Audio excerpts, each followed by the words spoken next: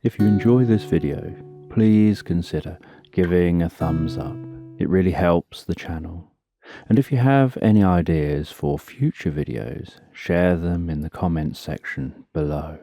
This original bedtime story is made possible thanks to Slumberland patrons.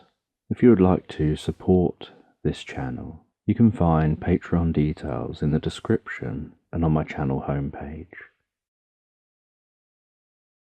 So as you listen to me and begin to drift comfortably asleep, I don't know whether you'll find yourself drifting asleep more to the sound of my voice, or the words I use, or perhaps to the spaces between my words. And as you drift comfortably asleep, I'll just tell a story in the background.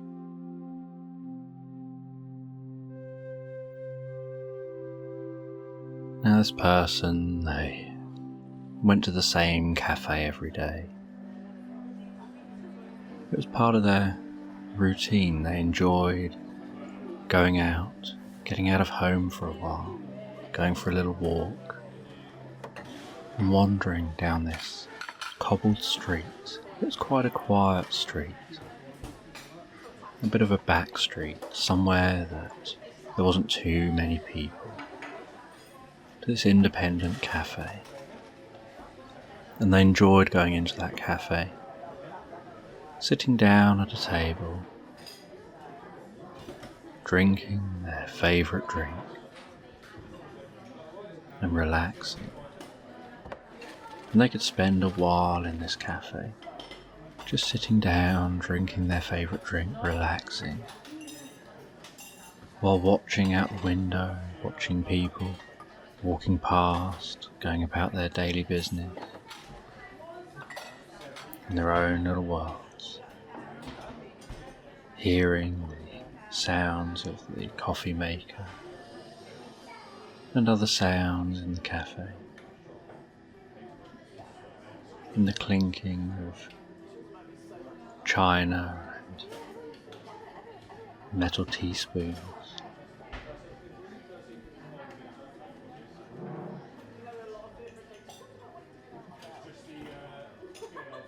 And the mumble sounds of voices in the background, unable to make out any one voice or word or sentence, but just having this mumbling sound of other people in the background, finding it all deeply relaxing. And while finding it all deeply relaxing, they often find their mind begins to wander, and as their mind begins to wander, they discover themselves gently stirring their drink, gazing at a rose in a vase on their table. And as they gaze at that rose in that vase on their table, so everything else begins to fade away. They stop being aware of the sounds around them. They stop being aware of people walking past outside. Everything begins to fade away as their attention is absorbed on that rose. And while their attention is absorbed on that rose, so they begin to drift and dream. They begin to drift into a pleasant reverie. And they enjoy just letting what happens happen as they drift comfortably inside. And while they gaze at that rose, firstly they notice how that rose begins to grow, begins to start getting taller and wider, getting taller and wider and taller and wider. And as that rose continues to get taller and wider, so they notice it begins to spread wider than the vase, breaking the vase, and then it gets wider and wider and taller and taller. And they notice at some point it merges and morphs into a tree trunk, and the top of the rose begins to fall away and spread out and merge into a tree's canopy. And as this all happens, so the cafe around them begins to fade away and disappear, and they find themselves sitting in what looks like a monastery on that cafe chair, with no table in front of them anymore and no cafe surrounding them anymore. Instead, they've got a stone wall off a little way in the distance that goes along in front of them and then turns and goes along beside them, and then some way off it turns again and goes off back behind them. And when they look the other way, they notice there's a monastery there. And there are people quietly milling around in the monastery, walking with purpose, walking slowly, almost as if it's taking them no effort.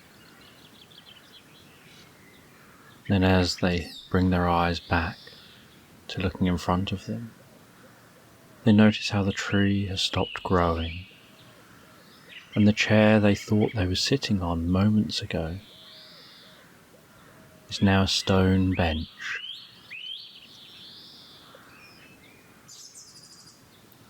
And they stand up gently from that stone bench. They reach over and touch the tree. They feel how real that tree feels. They walk around the tree, running their hand around the bark, feeling the reality of that tree, continuing to walk around while looking up at the canopy, noticing the way the sun dances and twinkles through the leaves, noticing the way the leaves move in a breeze, noticing the reality of the experience. And they walk over to the stone wall, and the stone wall is slightly lower than they are at points, and they walk over to one of the lower points, and they look out over the stone wall and see that they're part way up a hill, and that they can see down the bottom of the hill there's a road that leads all the way down there, and what looks like a village down there, with people with stalls selling fruit and veg, selling other things.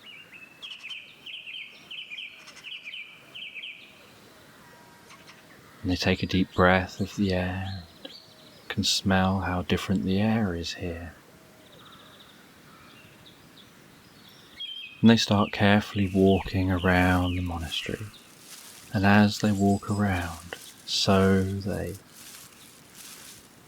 meet one of the people in the monastery who tells them to walk with intent. And they think to themselves they were walking with intent. They decided to walk, and they were walking slowly like everyone else. And they were told, you're walking slowly to copy others. And you knew you wanted to walk, but you weren't walking with intent. You weren't just focusing on the walking. Your mind was elsewhere.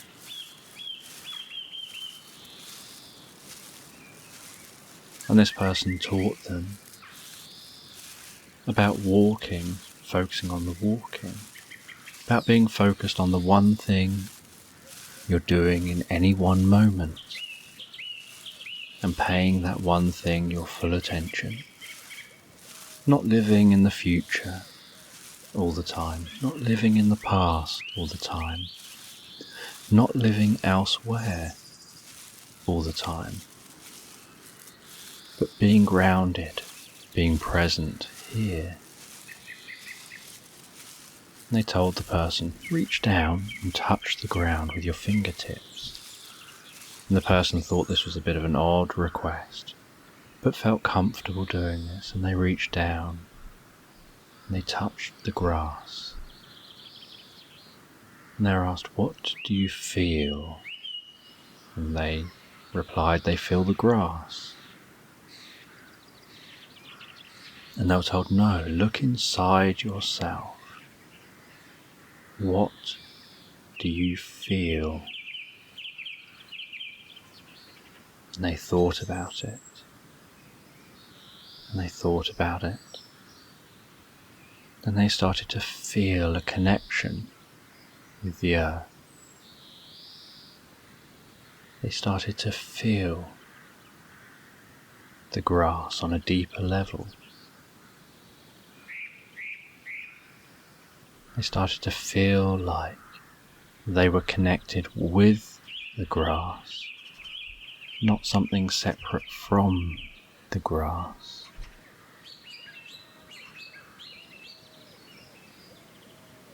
And the person turned with intent and started walking away, with one hand behind their back. And this person started following them.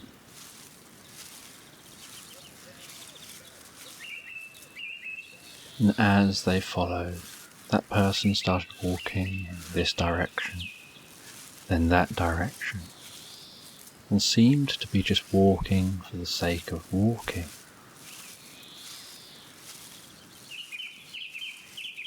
And then they stopped, and they turned, and they spoke again. And they asked, what are you doing? And the person said, I was just following you, to learn from you.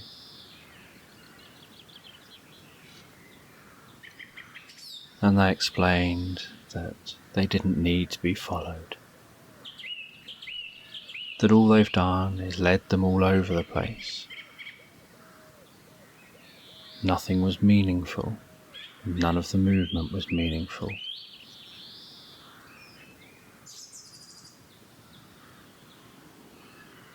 And the person said, but you seemed so wise, I thought if I followed you, I could learn from you and you could teach me some of your wisdom.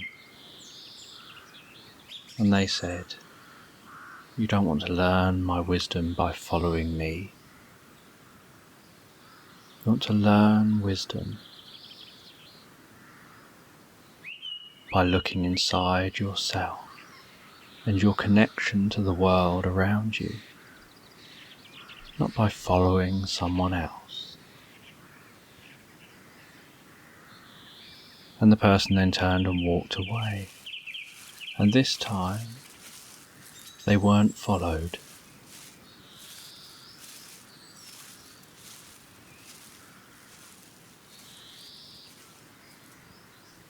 The person thought to themselves, this is a long way from the cafe, as they explored the monastery.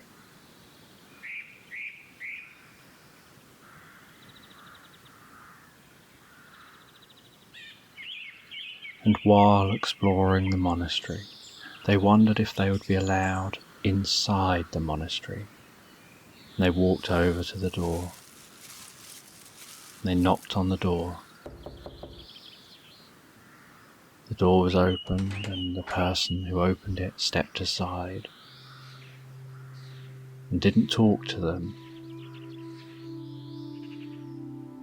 And they walked in and started exploring the inside of the monastery. And nobody got in their way. Nobody told them they couldn't look anywhere. They seemed to be allowed to roam wherever they wanted, like there was full trust of them.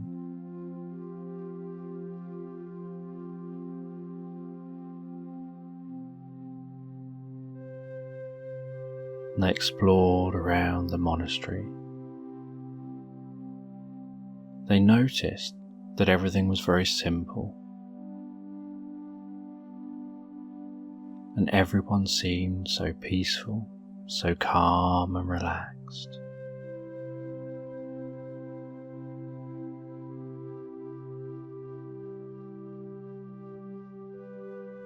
And they walked around the monastery, then up some stairs.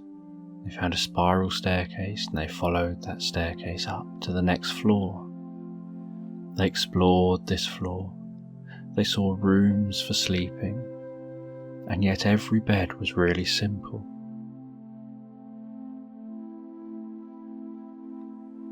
Everything just seemed to be practical and serve a purpose.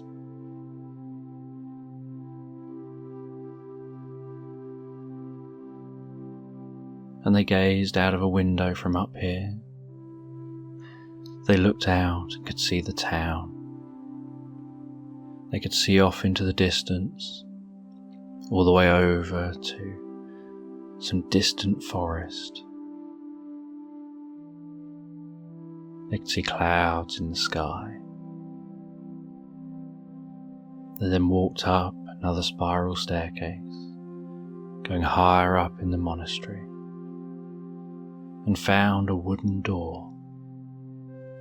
They opened the wooden door and found themselves on the rooftop. They decided to walk out onto the roof and explore. And they were taken aback by the view from up here and the fresh air. They gazed out over the view, kept walking around and continued to gaze out at the view at different directions. Then as they turned around, their hearts skipped a beat when they saw a huge dragon resting in the middle of the rooftop. They felt a bit nervous and anxious about this dragon. They started trying to creep around, not wanting to wake the dragon, not wanting to be seen by the dragon, worried that maybe the dragon would eat them or breathe fire on them. Then the dragon noticed them, opened its eyes, jolted up its head, stood up and looked even larger. It moved its neck and its head all the way down, almost nose to nose with the person.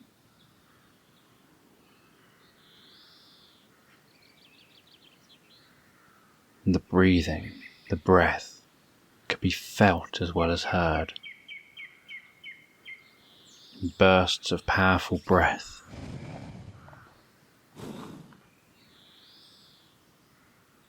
And the dragon just watched, with its head just ever so slightly in front of the person's head. And the person moved sideways and the dragon held their gaze. And the person moved back other direction and the dragon held their gaze. And the person stood still and the dragon held their gaze. The person didn't know what to think. Was the dragon about to attack? Why was the dragon not doing anything, just holding their gaze?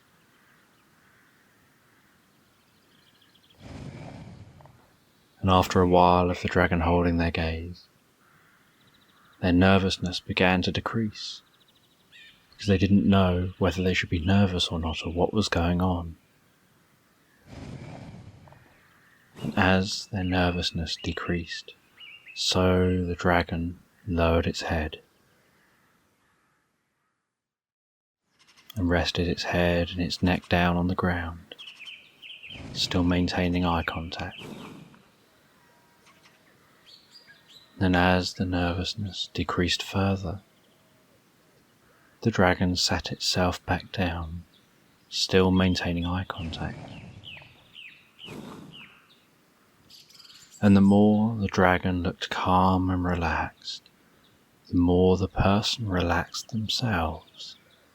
And as the person relaxed deeper, so the dragon's breathing seemed to relax deeper.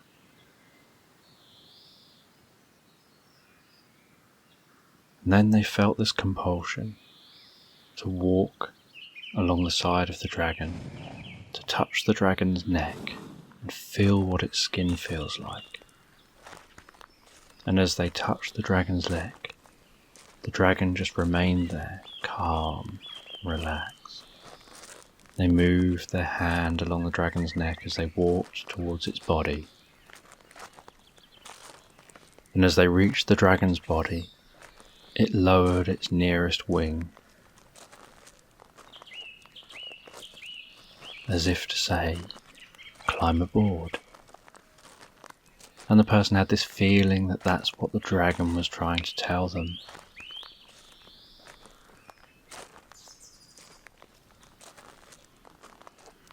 So he climbed up onto the dragon's back. And with incredibly fast reflexes, the dragon just leapt off the top of the monastery, up into the air, and the person grabbed on tight, and the dragon started flying, and the person felt this sense of being thrown all around. Not like the dragon was trying to hurt them, but just like they weren't used to this experience, like being in a fighter jet. And as the dragon flew around and did different aerobatics,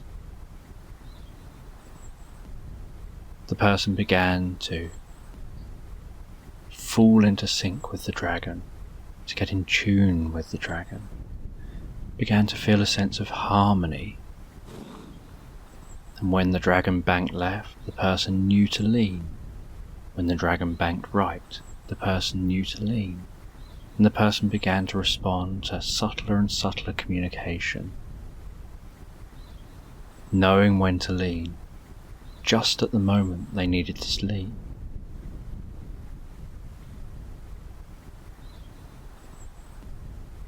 And the more they fell into harmony with the dragon, the calmer and more relaxed they felt, and the more they enjoyed the experience.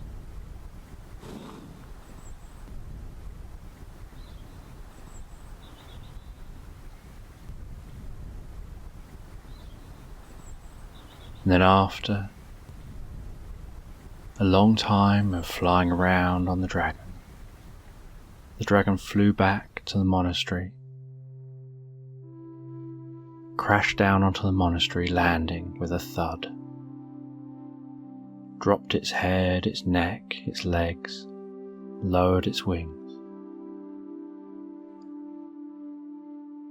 And the person climbed off the dragon's back, feeling serene, feeling a sense of wonder, a sense of harmony with the dragon, and now a sense of harmony with this land.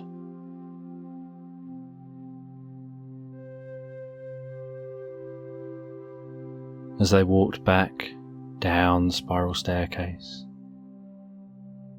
and then down the next spiral staircase, they left the monastery,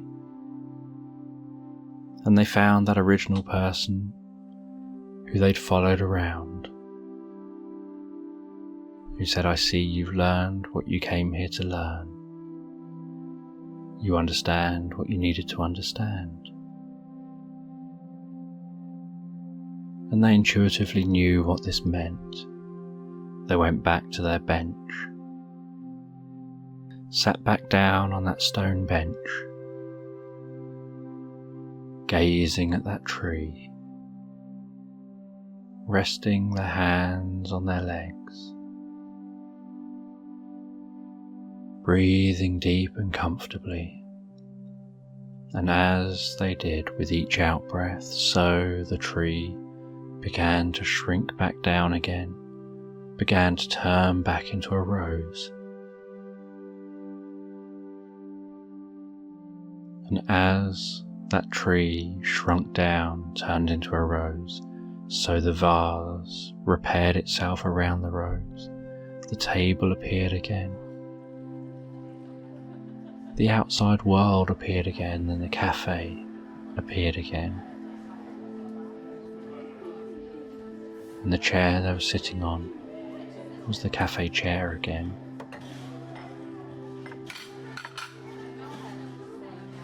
And they instinctively found their hand lift off their leg and continue stirring that drink.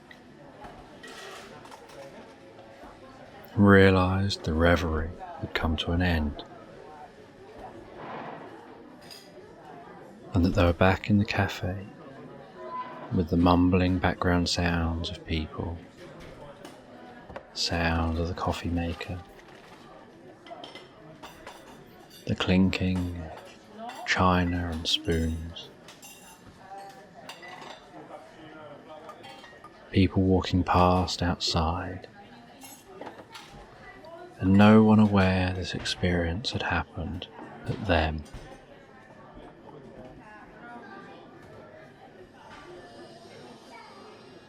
And they knew that later that night they'd go home, they'll probably continue to process this learning when they sleep and dream.